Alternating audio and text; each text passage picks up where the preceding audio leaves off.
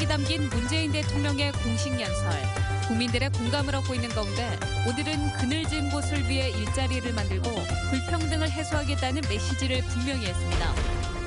5.18 단체들이 전두환 씨 회고록에 대해 출판과 배포를 금지하는 가처분 신청을 냈습니다. 내년 지방선거가 1년 앞으로 다가온 가운데 민주당과 국민의당이 호남 표심을 놓고 세 번째 맞대결을 준비하고 있습니다. 기아 타이거즈가 2위 NC의 반게임 차로 쫓기며 선두 수성의 고비를 맞고 있습니다. 여러분 안녕하십니까? 문재인 대통령은 취임 이후 몇 차례의 공식 연설을 통해 국정 철학을 드러냈었죠. 국민과 함께 호흡하려는 진솔한 언어가 공감을 불러내고 있습니다. 오늘 있었던 국회 시정연설에서는 문 대통령의 시선이 어디를 향하고 있는지를 좀 더 분명히 드러냈습니다. 박수인 기자입니다. 취임 이후 첫 공식 행사인 5.18 기념식에서 문재인 대통령은 100마디 말보다 진한 몸짓으로 광주의 아픔을 어루만졌습니다. 현충일 추념사에서는 독립유공자와 허공용사, 산업화 시대에 이름 없는 노동자와 민주열사들을 애국이라는 단어 위에 하나로 묶었습니다. 애국하는 방법은 달랐지만 그 모두가 애국자였습니다. 제도상의 화해를 넘어서 마음으로 화해해야 합니다.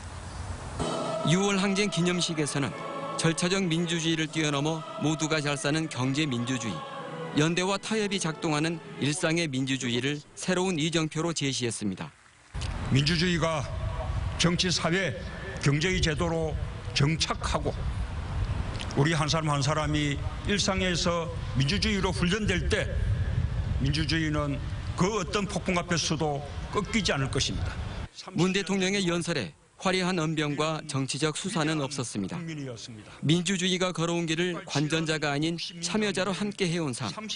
대통령도 국민의 한 사람일 뿐이라는 낮은 자세가 말의 무게를 더했습니다. 권위주의 정부에서 또 지향했던 바들의 색깔을 벗어버리려는 그와 같은 생각과 그다음에 정책의 방향이 결국 연설에 등장했다. 첫 국회 시정연설에서 문 대통령의 생각은 더욱 분명해졌습니다. 지난 보수정부의 경제정책이 대기업 중심 성장에 초점이 맞춰졌다면 앞으로의 경제정책은 그늘진 곳을 향한 시선으로 일자리를 만들고 불평등을 해소하는 게 목적입니다. 마음 놓고 일하고 싶다는 국민들의 절박한 호소에 응답합시다. 서민들의 눈물을 닦아주고 고통을 떼어넣읍시다. 문 대통령의 첫 시정연설을 두고 야권에선 협치를 포기했다, 알맹이가 없다는 등의 비판이 쏟아졌습니다. 공감 어린 연설이 그만큼의 공감 정치로 이어지기란 녹록지 않을 것임을 예고하는 대목입니다. MBC 뉴스 박수인입니다. 5월 단체들이 법원에 전두환 회고록에 대한 출판과 배포를 금지하는 가처분 신청을 했습니다. 회고록 속에서 찾아낸 허위 사실만 해도 30가지가 넘었습니다. 송정근 기자입니다. 또다시 법원 앞에선 5월 유족과 단체들. 손에 든 건 전두환 회고록에 대한 출판 금지 가처분 신청서입니다. 전두환 씨는 지난 4월 출간한 회고록에서 160여 페이지에 걸쳐 5.18을 왜곡하고 자신의 책임을 부인해 큰 논란을 불렀습니다. 교활하게 허위 사실을 기재하여 5.18 민족 유공자들과 광주 시민들의 인격권과 명예를 침해하는 불법 행위를 저지르고 있다고 보고 5월 단체는 가처분 신청을 통해 전두환 씨가 쓴 가짜 역사에서 30여 가지가 넘는 허위 사실을 가려냈습니다. 먼저 5.18 북한군 개입설은 국가 차원에서 수차례 조사했고 진실이 아닌 것으로 결론 났다고 지적했습니다. 5.18 당시 헬기 사격이 없었다는 부분은 최근 전일 빌딩에서 180여 개의 총탄 흔적을 국가수가 감식한 것으로 간단히 반박했습니다. 군인들이 광주 시민을 향해 총을 겨누지 않았고 자신은 5.18에 관여하지 않았다는 부분은 30년 전 내란 목적 살인죄로 사형을 확정한 대법원 판결을 들었습니다. 5월 단체는 전두환 씨가 5.18 당시 북한군 개입설에 대해 금시초문이라는 입장을 밝힌 지 1년도 지나지 않은 시점에서 자신의 회고록에 왜곡 세력의 주장을 집대성했다고 말했습니다. 개인의 문제라기보다는 5.18 역사를 왜곡하려고 하는 극우나 일부 아주 극단적인 사람들의 생각을 집대성한 책이 아닌가, 그런 우려를 갖고 있는 게 가장 큰 부분이고요. 5월 단체는 또 다양한 5.18 왜곡에 앞장서는 지만원 씨가 시민군을 북한군으로 왜곡한 화보집에 대해 출판금지 가처분을 함께 신청했습니다. MBC 뉴스 송정근입니다. 옛 전남도청 복원을 위한 시민공청회가 내일 열릴 예정인 가운데 문재인 대통령의 5.18 기념사 이후 정부의 변화된 입장이 나올지 주목됩니다. 광주시에 따르면 내일 공청회에는 그동안 참여하지 않았던 문화체육관광부 관계자가 참석해 향후 추진 계획을 발표할 계획이어서 내용에 관심이 쏠리고 있습니다. 옛 전남도청 복원 문제와 관련해 문재인 대통령은 지난 5.18 기념식에서 광주시와 협의하고 협력하겠다고 밝힌 바 있습니다. 지방선거가 꼭 1년 앞으로 다가왔습니다. 총선과 대선에서 일진일퇴의 공방을 주고받았던 민주당과 국민의당이 또 한 번의 대결을 준비하고 있습니다. 김철원 기자입니다. 광주 전남에서 민주당과 국민의당은 불과 1년을 사이에 두고 극과 극으로 가는 성적표를 받아들었습니다. 국회의원을 뽑는 2016년 총선에서는 국민의당이 전남 2개 의석을 제외하고 싹쓸이했고 올해 치러진 대선에서는 민주당이 국민의당을 누르고 압승한 것입니다. 내년 이맘때 단체장과 의원들을 뽑는 지방선거에서 광주 전남에서는 어떤 결과가 나올지 벌써부터 관심입니다. 민주당은 지금의 당 지지율 고공행진과 문재인 대통령을 향한 지역민들의 90%가 넘는 지지율에 기대감이 한껏 커진 상태입니다. 문재인 정부가 일을 잘할 수 있도록 저희들도 열심히 뛰고 또 지역민들의 또 호응을 받을 수 있도록 최선을 다하는 것, 그것이 대비책이라고 볼 수 있겠습니다. 대선 이후 지지율이 한 자릿수까지 떨어지는 등 절치부심하고 있는 국민의당은 앞으로 남은 1년의 시간은 길다며 선전을 장담하고 있습니다.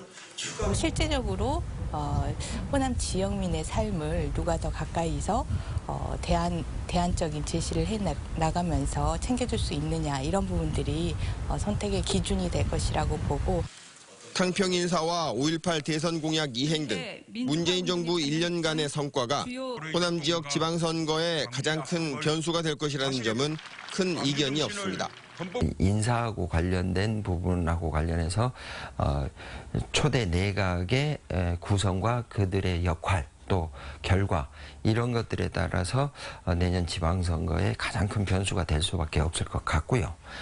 단체장과 지방의원 입지자들이 활발한 물밑 움직임을 보이고 있는 가운데 불과 1년 사이에 1승 1패씩을 안겼던 호남의 유권자들이 1년 뒤 선거에서는 어떤 표심을 나타낼 것인지 주목됩니다. MBC 뉴스 김철원입니다. 녹조 저감을 위해 수문이 개방됐던 영산강 죽산보에 녹조가 번져 올여름 첫 수질 예보제 관심 단계가 내려졌습니다. 영산강기업 환경청은 영산강 죽산보에서 지난 8일 남조류 개체수가 1ml당 43,150셀로 급증했다며 이는 가뭄과 무더위 등의 기상 영향으로 일시적인 현상으로 보인다고 밝혔습니다. 환경단체는 수문개서 개방이 하천의 유속을 유지하는 것이 아닌 관리 수위를 낮춰 유지하는 데 초점이 맞춰져 있어 발생한 문제라며 근본적 대책 마련을 촉구했습니다. 기아 타이거즈가 2위 NC에 반게임 차로 쫓기며 선두 수성의 고비를 맞고 있습니다. 이런 가운데 기아의 자완 투수 정용우는 이 2경기 연속 코트로 팀을 3연패 위기에서 구해냈습니다. 김민정 기자입니다. 넥센의 주말 3경기를 모두 내줄 수도 있는 위기. 또다시 정용훈이 있었습니다. 정용훈은 리그 최강 넥센 타선을 7이닝 동안 3안타 2실점으로 틀어막으며 팀을 3연패 위기에서 구해냈습니다. 지난주 9년 만에 첫 승리를 따낸 데 이어 2경기 연속 부담스러운 상황에서 팀을 살렸습니다. 최근 선두 수성 위기에 몰린 기아 타이거즈에 새로운 활력을 불어넣고 있는 겁니다. 타선에선 단연 김선빈과 서동욱이 눈에 띕니다. 자, 투수 강타 정신탑니다. 3루주자 호민, 2루주자까지 홈으로. 김선빈은 올 시즌 3할 6푼 6리로 전체 타격 2위는 물론 고비 때마다 알토란 같은 활약으로 4번 타자 같은 9번 타자로 위압감을 뽐내고 있습니다. 3루를 턴해서 홈을 향합니다. 자, 우측 큽니다. 윅스로 넘어갈 듯 우측 담장 넘어갔어요. 서동욱이 한국 역시 6월 들어 4할이 넘는 불방망이 타격에다 주로 중심 타선 뒤인 6, 7번에 배치돼 중장거리포를 터뜨리며 기아 타선에 쉼표를 지원하고 있습니다. 2위 NC에 반게임 차로 쫓긴 기아.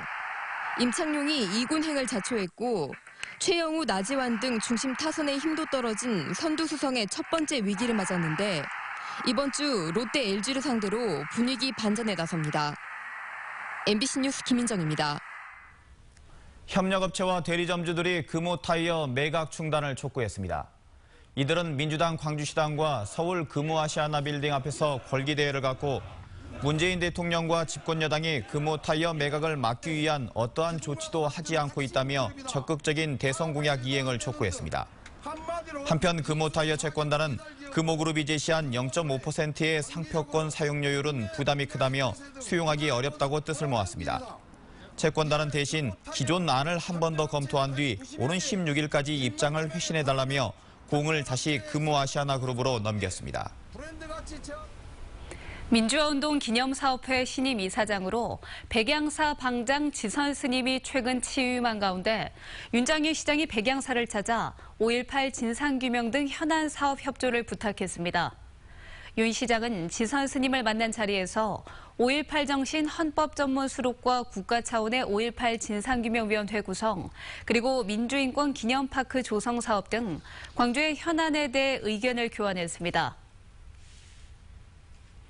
광주시의회가 연미봉 광주여성재단 대표 후보자에 대한 인사청문회 보고서를 채택했습니다.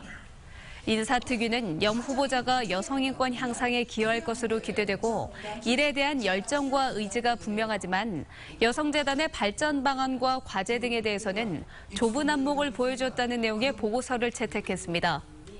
청문 보고서가 오는 수요일 시의회 본회의에 보고되면 윤장현 시장이 임명하는 절차를 거치게 됩니다.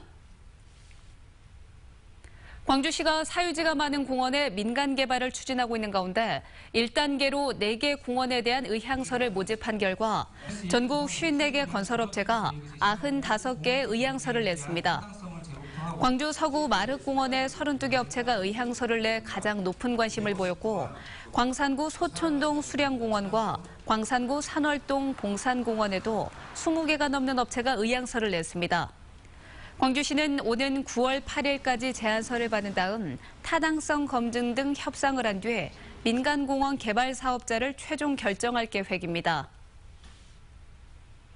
광주 시청자 미디어 센터가 개관 10주년을 맞아 기념식을 가졌습니다. 기념식에는 시청자 미디어 센터의 10년을 돌아보는 기념 영상이 상영됐고 시민들이 직접 미디어에 참여하는 야외 체험 부스도 마련됐습니다. 시청자 미디어 센터는 개관 이후 연인원 100만 명이 다녀갔으며 2,300여 편의 시민 작품들을 방송사 시청자 참여 프로그램에 제작 지원했습니다. 날이 무더워지면서 수족구병을 유발하는 엔테로바이러스 감염 환자가 급증하고 있습니다. 광주시 보건환경연구원에 따르면 지난달 지역 병의원을 찾은 영유아 64명을 조사한 결과 34%인 22명이 엔테로바이러스 양성 반응을 보였습니다.